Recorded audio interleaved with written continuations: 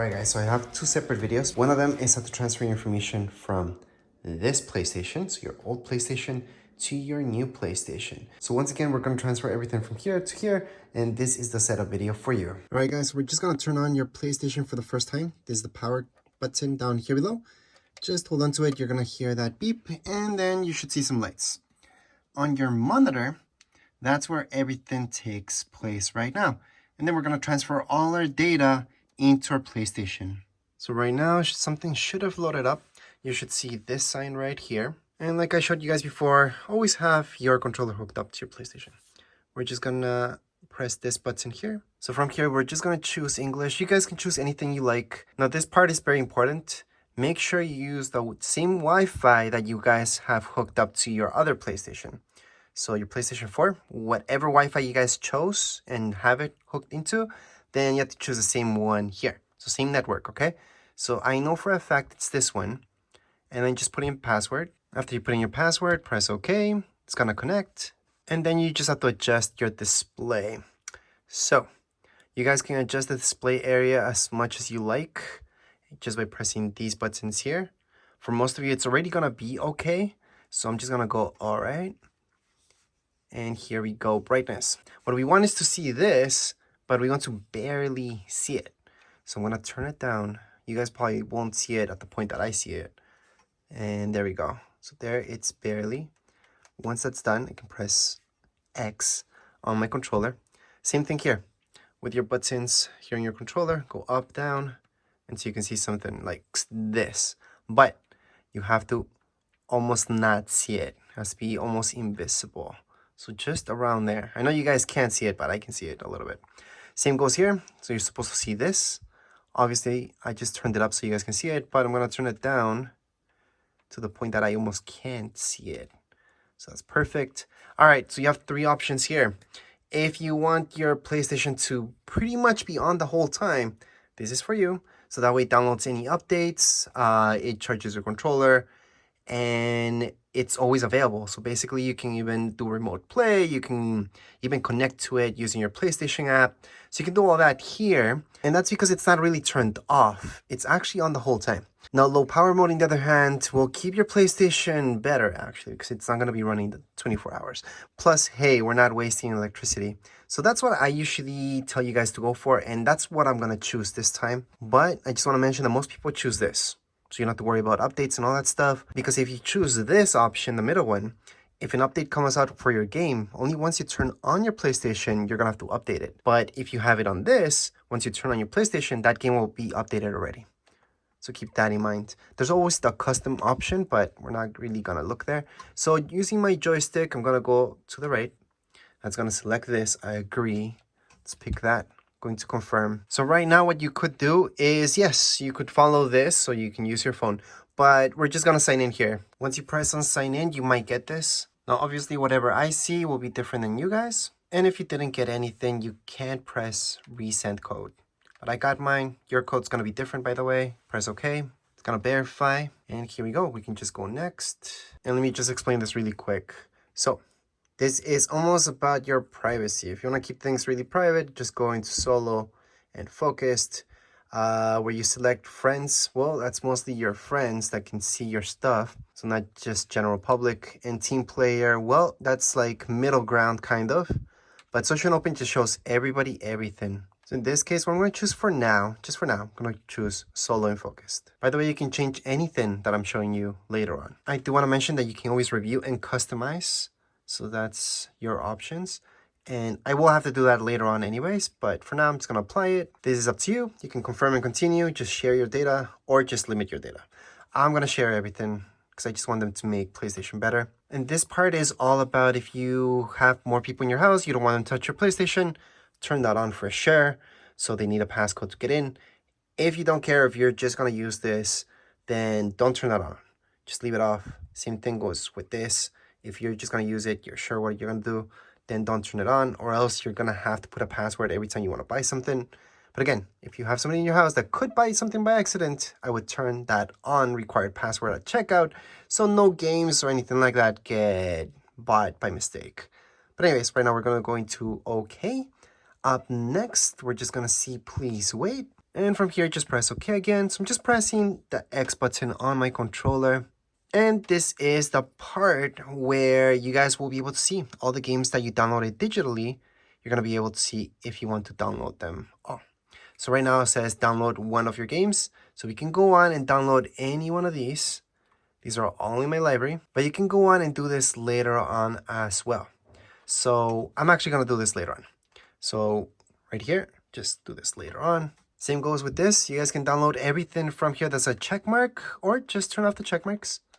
You just want to get started really quick and then just go into do this later. Again, just because we didn't download something right now doesn't mean we can't download it later on. So we can definitely do that.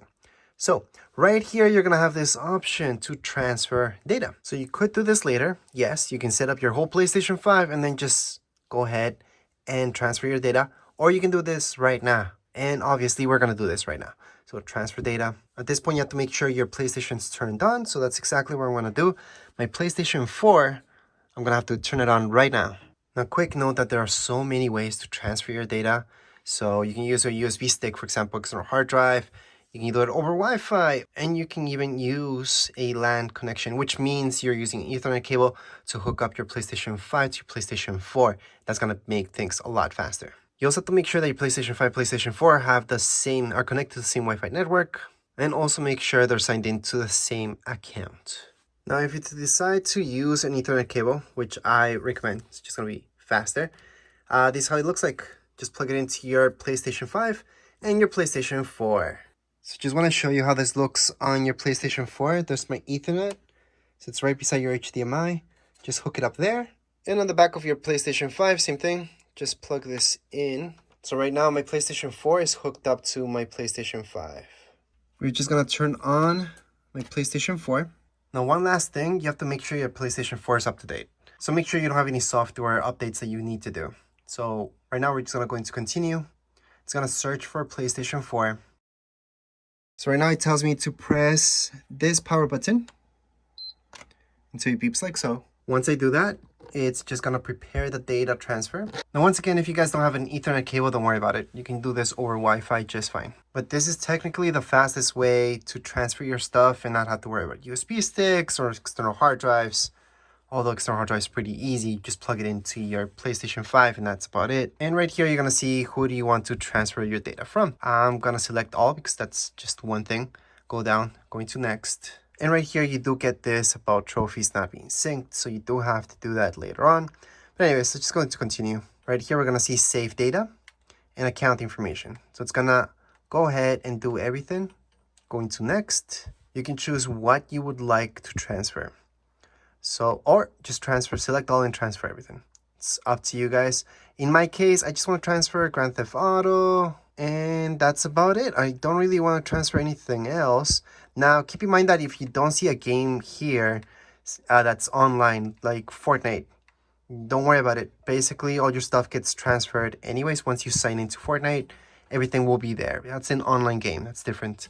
We're going to go into next. And then from here, you're going to see an estimate. Just go right into start transfer. And here we go. It's preparing our transfer. So all we have to do is just wait right now. Do not turn off your PlayStation 4 or PlayStation 5. And remember, any other games that you may want to transfer, if you have the disc version, then you can just insert the disc.